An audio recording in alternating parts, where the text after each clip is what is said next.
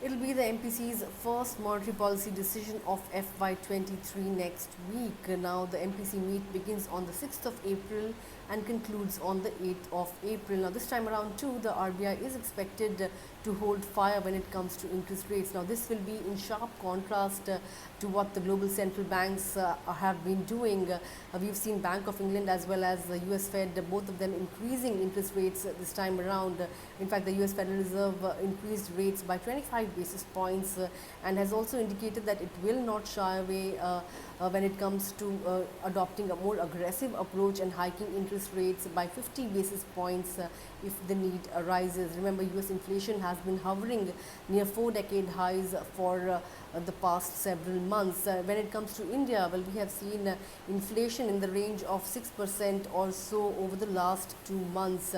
In fact, the latest reading pegged inflation figure at 6.07%, that is at an 8-month high.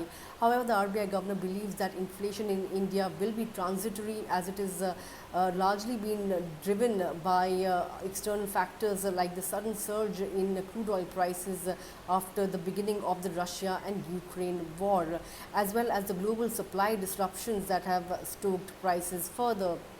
Now, the RBI governor also believes that it is not the right time to compromise on growth, and he believes that it's time to keep the system aflush with liquidity so as to provide also all the support needed to productivity sectors.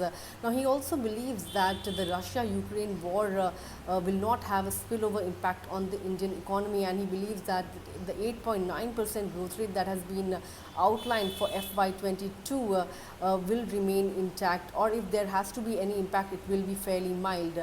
But the governor and the MPC may have to revisit the inflation target set for FY23 at 4.5% because crude oil price remains highly volatile. We may not see crude oil falling back below that $100 per barrel mark anytime soon. So, in light of these factors, the governor as well as the MPC may have to revisit its inflation target for FY23.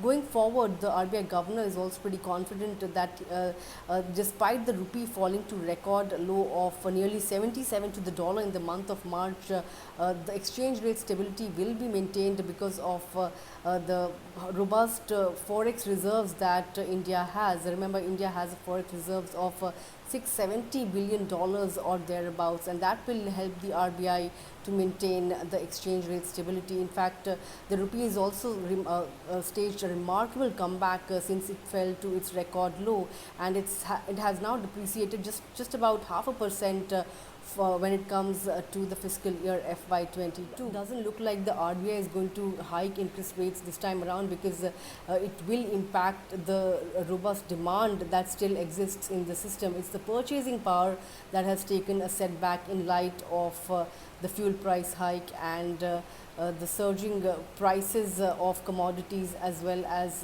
articles that have pressured household budgets.